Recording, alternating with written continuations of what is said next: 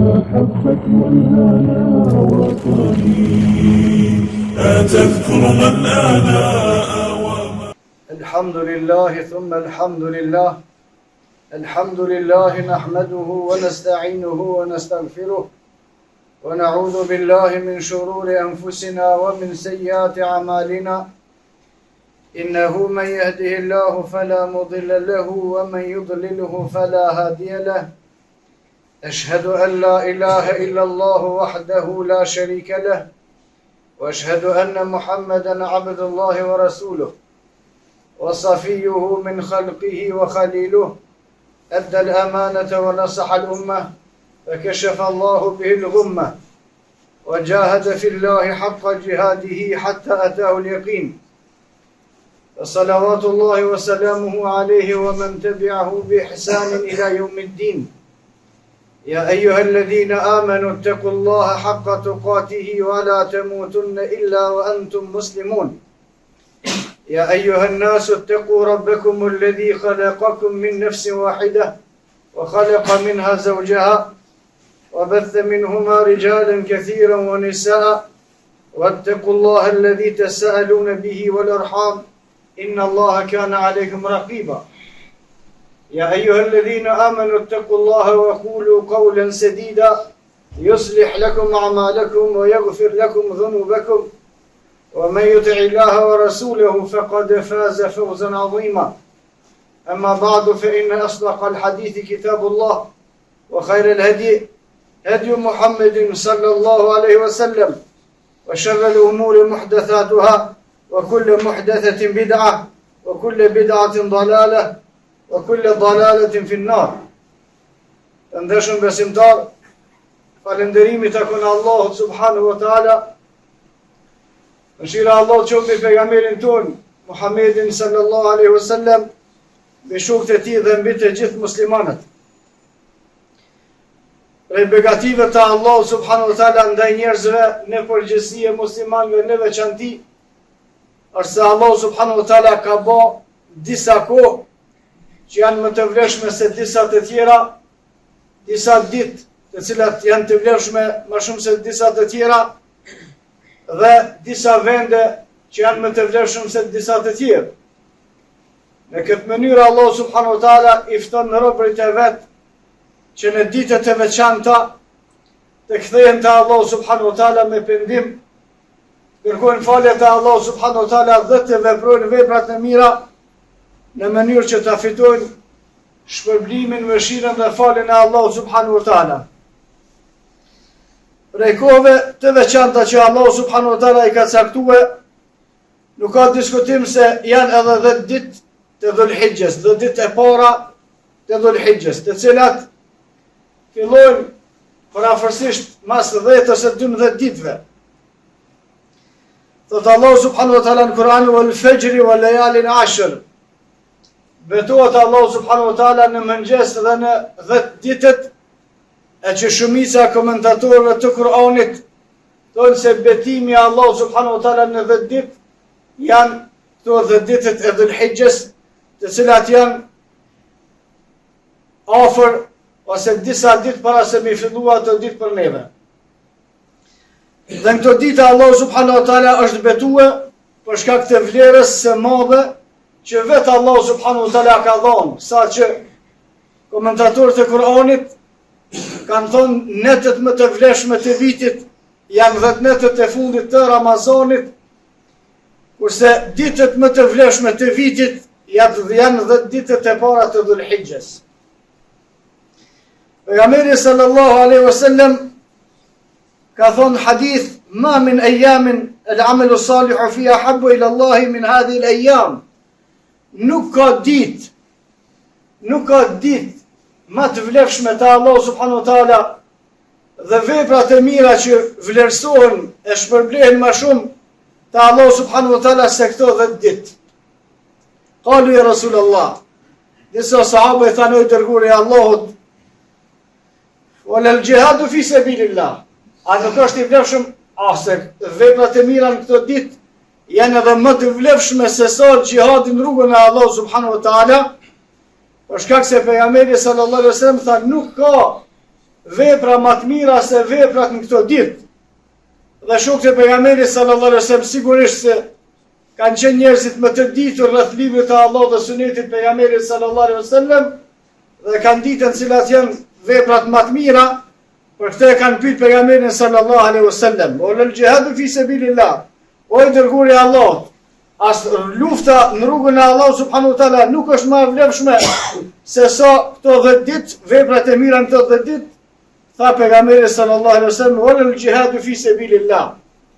As lufta në rrugën e Allahut subhanahu wa taala nuk është më e vlefshme se sa veprat e mira në këto 10 ditë, përveç një person i cili ka dalë me veten e tij dhe me pasuninë e tij në rrugën e Allahut subhanahu wa taala, pastaj nuk është kthyer me kurrë.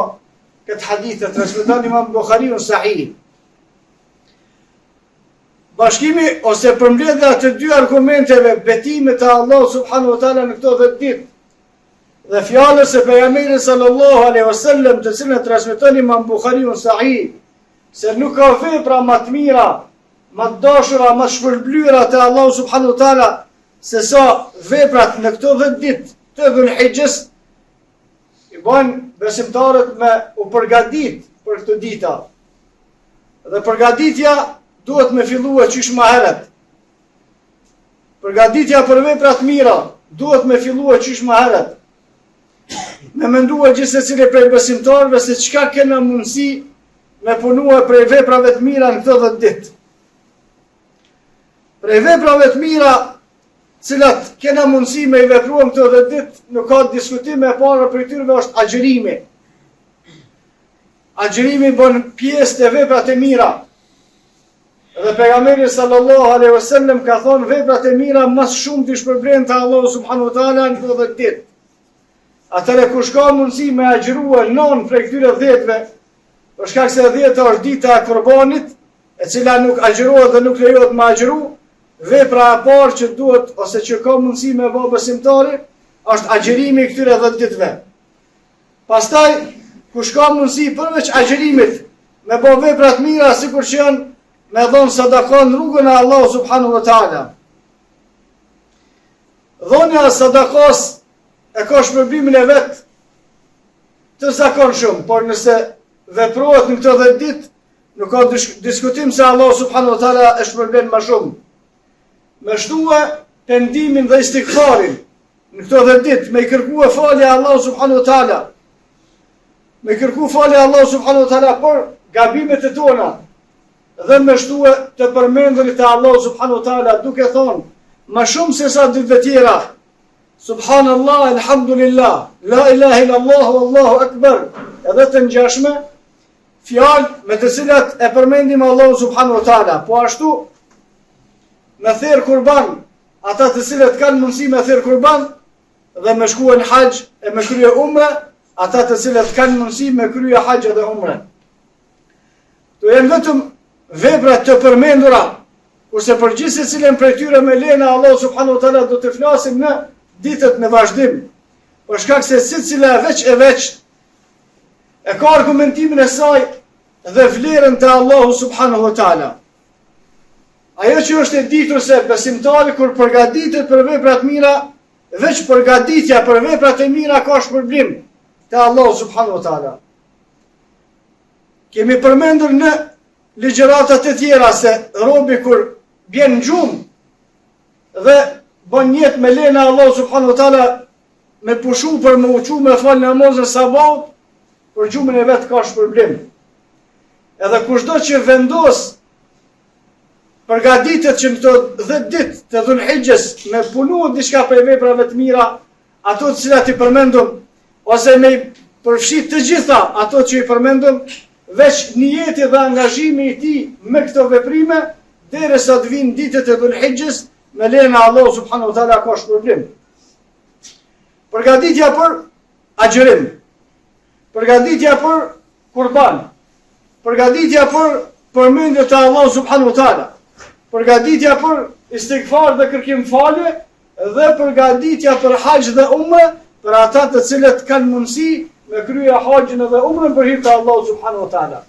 Të gjitha këto veprime Pastaj ditën e 10 të muajit të Dhulhijhes e bojnë ditë gëzimi, ditë bajrami. Për shkak se Eid në gjuhën arabe do të thonë festë, do të thonë gëzim. Për shkak gëzim. Për shkak se besimtarët i kanë vepruar në njërin prej këtyre veprave, të cilat bën shkak për falje të Allahu subhanahu wa taala dhe bën shkak për me hyrë në xhennet.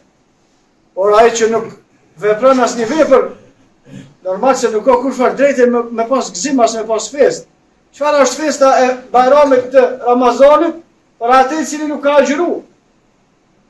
Çka është festa e Kurban Bajramit për atë i cili as nuk therr kurban, as nuk agjëron, as nuk ka bërë istighfar, as nuk ka kërkuar falje te Allah, as nuk ka përmend Allah, as ka kryer haxh, as ka kryer umre? Cila është festa e tina?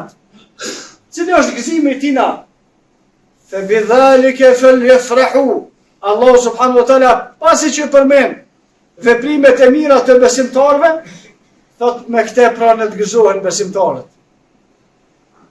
Besimtari ka të drejtë me u gëzue atëherë kur e kryen detyrimet ato me të cilat e ka ngarkuar Allahu subhanahu wa taala. Pastaj, mrena këtyre 10 ditëve është edhe një ditë e cila është pastaj më e vlefshme se të gjitha të tjerat. Ajo është dita e Arafatit. Ka thonë pejgamberi sallallahu alaihi wasallam në hadithin e saktë, dita në të cilën më tepër me Allahu subhanahu wa taala i fal robërit e vet, edhe i liron prej zjarmit të xhenemit, është dita e Arafatit. Dita e Arafatit është një ditë para se më bëhet Kurban Bajrami. Është dita kur haxhit qëndrojnë në kodrën e Arafatit. Dhe kjo është dita më e vlefshme. Kjo është dita në cilën Allahu subhanahu wa taala krenohet para melekëve me ibadetin që robët e vet njerëzit ja bojnë Allahu subhanahu wa taala. Nëse i ikin dikuj prej besimtarëve ditët e tjera të Dhulhijhes, mos lejoni kurrësi me u ik dita e Arafatit. Nëse s'ka pas mundësi me agjërue nën ditë të Dhulhijhes, të paktën mos e lëni pa agjërue ditën e Arafatit, e cila është vetëm një, për të cilën pejgamberi sallallahu alaihi wasallam në hadithin e saktë ka thonë, kushdo që agjëron ditën e Arafatit, Allah subhanahu wa taala ja shlyn gjunat e vitit të kaluar dhe gjunat e vitit arshëm. Për gjunat e vitit të kaluar ajo dihet, kurse për gjunat e vitit të arshëm kanë thonë komentatorët e hadithit, Allah subhanahu wa taala këtë person e ruan mos më haron në gjunat të mëdha. Vlera e agjërimit të ditës së Arafatit është e barazveshme me faljen e gjunave të një viti dhe me të ruajt prej gjunave të mëdha shkatruese për një vit tjetër.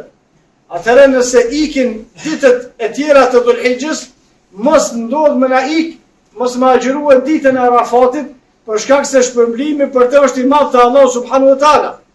Dhe shpërblimi është falja e mëkateve për një vit të kaluar dhe me të ruajt Allahu subhanahu wa taala për vitin e ardhshëm. Po ashtu pejgamberi sallallahu alaihi wasallam ka thonë kjo është dita në të cilën Allahu subhanahu wa taala më shumë të i fal robërit e vet.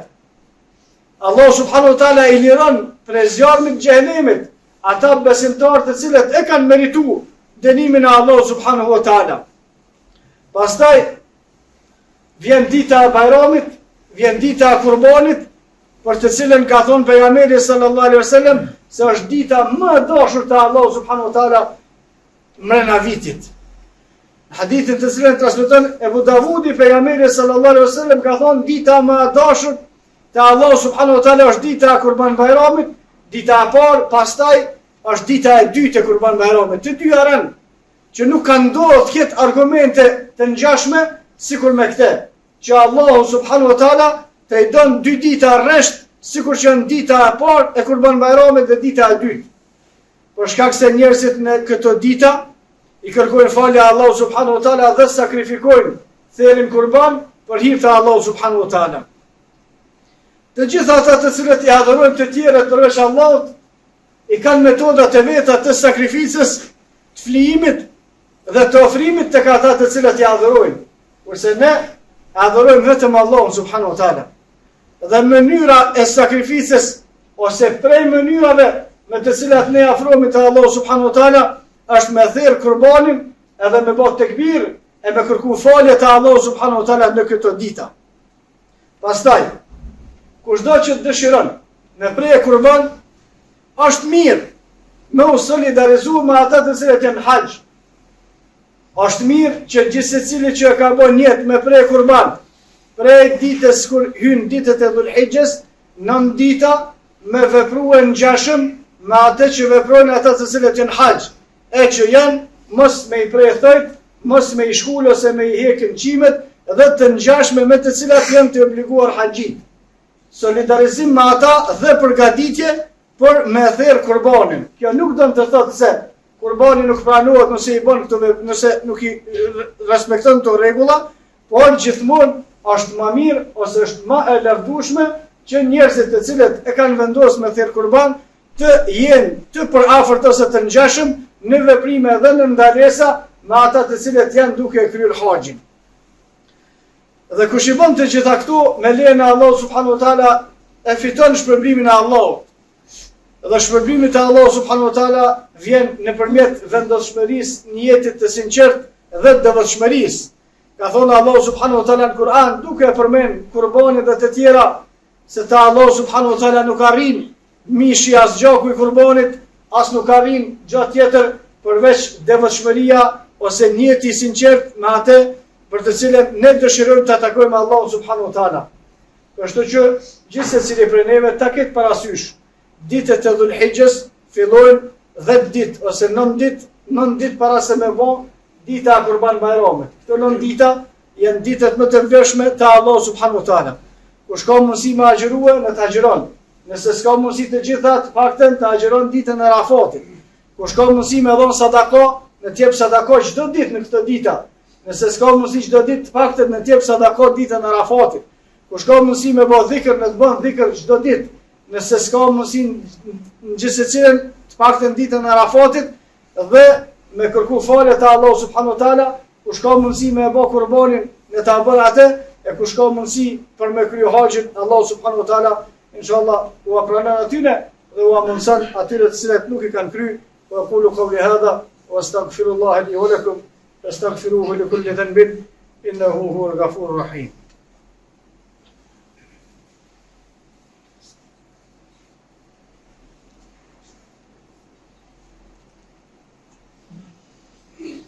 الحمد لله وحده والصلاة والسلام على من لا نبي بعده. اللهم صل على محمد وعلى آل محمد كما صليت على إبراهيم وعلى آل إبراهيم إنك حميد مجيد. اللهم بارك على محمد وعلى آل محمد كما باركت على إبراهيم وعلى آل إبراهيم إنك حميد مجيد.